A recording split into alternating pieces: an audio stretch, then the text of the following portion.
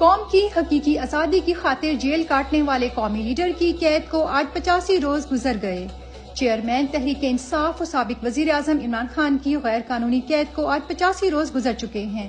ان 85 روز میں عمران خان کو ہر قسم کی ذہنی ٹارچر کا نشانہ بنایا گیا، عدالتوں سے ناانصافی کا سامنا رہا۔ اس کے باوجود عمران خان عزم، استقامت اور بہادری کی اعلیٰ مثال بنے ہوئے ہیں۔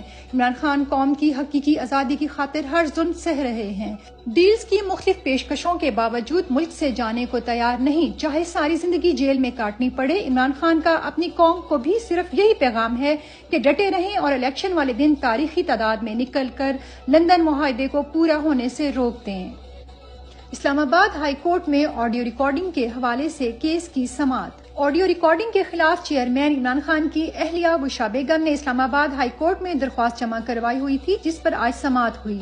سماعت کے دوران اٹارنی جنرل نے آڈیو لیکس کیس کی سماعت ان کیمرہ کرنے کی استدعا کی۔ جسٹس بابر ستار نے ریمارکس دیے، آپ اپنا تحریری جواب جمع کرائیں، پھر اس کو دیکھتے ہیں۔ یہ پاکستان کی تاریخ ہے، بے نظیر بھٹو کیس سے اب تک یہ چیزیں ریکارڈ پر ہیں۔ کیا آفیسز میں یہ ڈیٹا اکٹھا کیا جاتا ہے، پھر اس سے بلیک میل کیا جاتا ہے؟ آڈیوز پر جو کمیشن بنا، اس کے ٹی او آرز میں یہ تھا ہی نہیں کہ یہ آڈیوز ریکارڈ کون کرتا ہے۔ اگر ہمارے فون کی نگرانی کی جا رہی ہے تو ہمیں پتہ ہونا چاہیے کہ ایسا کون کر رہا ہے۔ سپریم کورٹ کے سابق چیف جسٹس کی فیملی کی آڈیو لیک ہوئی۔ آپ کہنا کیا چاہ رہے ہیں کہ یہ کسی دشمن ایجنسی نے کیا ہے؟ ریاست پاکستان کو اعتماد میں لیے بغیر ایسا کرنا خوفناک فیصلہ ہے۔ شاہ محمود قریشی نے اسلام آباد ہائی کورٹ میں درخواست ضمانت بعد از گرفتاری دائر کر دی۔ وائس چیئرمین تحریک انصاف شاہ محمود قریشی کی درخواست پر سماعت کرتے ہوئے چیف جسٹس اسلام آباد ہائی کورٹ جسٹس عامر فاروق نے کہا، آپ نے دستاویزات ترتیب کے ساتھ نہیں لگائیں، اس لیے اعتراض لگا۔ دستاویزات کو ترتیب میں لگا کر دوبارہ دے دیں۔ جس پر ایڈوکیٹ علی بخاری نے جواب دیا، ہماری درخواست ارجنٹ میٹر پر ہے، اس لیے اگر جناب نوٹس فرما دیتے۔ چیف جسٹس نے کہا، آپ دستاویزات ترتیب دے دیں، پھر اس پر نوٹس جاری کر دیتے ہیں۔ پنجاب پولیس نے امار عباد کے بعد فرزانہ سرور کے خاندان پر بھی ظلم کی انتہا کر دی۔ فرزانہ سرور خان کا بیٹا اور بیٹی ان کی رہائی پر انہیں جیل سے لینے گئے تو پولیس پہلے سے ہی وہاں انہیں دوبارہ گرفتار کرنے کے لیے موجود تھی۔ دونوں بہن بھائیوں نے باقاعدہ ہاتھ جوڑے کہ ان کی ماں کو 2 گھنٹے کے لیے ان کے باپ سے ملنے کے لیے جانے دیا جائے، تو گارنٹی کے طور پر ہم بہن بھائی آپ کے پاس تب تک رہ لیتے ہیں جب تک ہماری والدہ ہمارے والد صاحب سے مل کر واپس نہیں آ جاتی، لیکن وہ نہیں مانے، جس کے بعد فرزانہ سرور کے شوہر کی وفات ہو گئی اور وہ بغیر اپنی بیوی سے ملے دنیا سے چلے گئے۔ اس ظلم کا حساب کب لیا جائے گا؟ چیف جسٹس صاحب کب نوٹس لیں گے؟ جیل میں قید ورکرز پہ ظلم کی داستانیں سامنے آنے لگیں۔ ایک ورکر کی جیل سے اپنی والدہ کے نام خط کہ امی سے کہنا پریشان نہیں ہونا، وہ وقت دور نہیں جب حالات بہتر ہوں گے، اللہ کریم ہمیں اپنے خزانوں سے اتنا نوازے گا جتنی ہماری سوچ بھی نہیں۔ ہمارے اپنے اللہ پر یقین ہے۔ الحمدللہ مجھے یہ بھی خوشی ہے کہ ورکرز مجھے اپنا بھائی سمجھ کر مدد کا بولتے ہیں۔ ڈاکٹر یاسمین راشد کی عدالت پیشی پر میڈیا سے گفتگو۔ رہنما پاکستان تحریک انصاف ڈاکٹر یاسمین راشد کو آج عدالت پیش کیا گیا، جہاں انہوں نے میڈیا سے گفتگو کرتے ہوئے کہا، یہ مقدمات درج کرتے کرتے تھک جائیں گے لیکن پریس کانفرنس نہیں کروا سکیں گے۔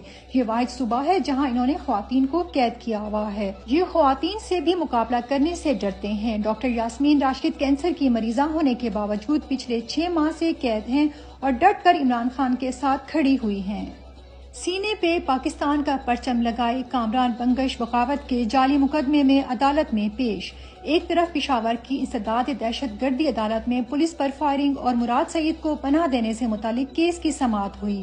کامران بنگش کی ضمانت منظور، رہا کرنے کا حکم دیا، تو دوسری طرف ساتھ ہی ڈیرہ اسماعیل خان پولیس نے ان پر بغاوت کا مقدمہ درج کر کے ان کو ڈیرہ اسماعیل خان جیل میں منتقل کر دیا۔ ملک کے محب وطن نوجوانوں پہ بغاوت کے پرچے درج کرنے والے آخر کب تک آگ سے کھیلتے رہیں گے؟ معصوم بیٹی کا اپنی ماں کے ساتھ جیل میں رہنے کی ضد۔ وکیل رہنما ایڈوکیٹ سلمان شاہد نے اپنی ٹویٹ میں بتایا، یہ چھوٹی سی پری روحینہ خان کی بیٹی ہے جو اپنی والدہ سے آج عدالت میں ملنے آئی تھی۔ بیٹی ضد کر رہی تھی کہ ماما آپ کے ساتھ رہنا ہے، لیکن ماں سمجھا رہی تھی بیٹا جیل کی سختیاں آپ برداشت نہیں کر سکتی۔ ایک ماں کے حوصلے کو سلام، جو ضمانت ہونے کے باوجود کسی دوسرے مقدمے میں بے گناہی کی سزا کاٹ رہی ہیں۔ چودھری پرویز الہی کی میڈیا سے کمرہ عدالت میں غیر رسمی گفتگو۔ مرکزی صدر پاکستان تحریک انصاف چودھری پرویز الہی کو آج لاہور کی عدالت میں پیش کیا گیا، جہاں عدالت نے ان کی جسمانی ریمانڈ کو جوڈیشل ریمانڈ میں تبدیل کر کے پولیس کے حوالے کر دیا۔ اس موقع پر میڈیا سے گفتگو کرتے ہوئے پرویز الہی نے کہا، نگران حکومت کس حیثیت سے بجٹ منظور کر سکتی ہے؟ کیا چیف الیکشن کمشنر نے نگران حکومت کو بجٹ منظور کرنے سے روکا نہیں؟ کب سے سن رہے ہیں الیکشن ہوں گے؟ چیف الیکشن کمشنر صاحب اب تو الیکشن کی تاریخ دے دو۔ چیف الیکشن کمشنر عام انتخابات کی تاریخ کو دبا کر بیٹھے ہیں۔ غیر آئینی نگران پنجاب حکومت کا ایک اور غیر آئینی اقدام۔ غیر آئینی نگران پنجاب حکومت پچھلے 9 ماہ سے ہر کام کر رہی ہے جس کا اس کے پاس مینڈیٹ نہیں، مگر الیکشن کروانے سے انکاری ہے۔ غیر آئینی نگران حکومت نے ایک اور غیر آئینی کام کرتے ہوئے آج پنجاب کا بجٹ منظور کر لیا، جس کا آئین نگران حکومت کو کوئی اختیار نہیں دیتا۔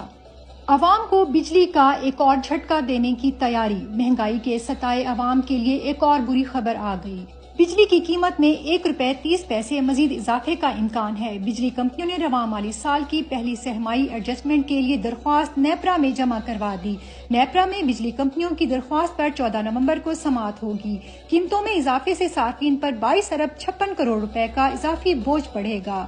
تنخواہوں کی عدم ادائیگی پر ریلوے ملازمین کا احتجاج، ٹرین آپریشن گھنٹوں تاخیر کا شکار۔ ریلوے انتظامیہ کی جانب سے تاحال تنخواہوں کی ادائیگی نہ ہونے پر ملازمین کے صبر کا پیمانہ لبریز ہو گیا۔ تفصیلات کے مطابق PIA کے بعد محکمہ ریلوے بھی مالی بحران کا شکار ہو گیا، جس کے باعث انتظامیہ ملازمین کو بروقت تنخواہیں ادا کرنے سے قاصر دکھائی دیتی ہے۔ تنخواہوں کی عدم ادائیگی پر ملازمین نے مختلف دفاتر، ورکشاپس اور انجن شیڈز میں احتجاج کیا۔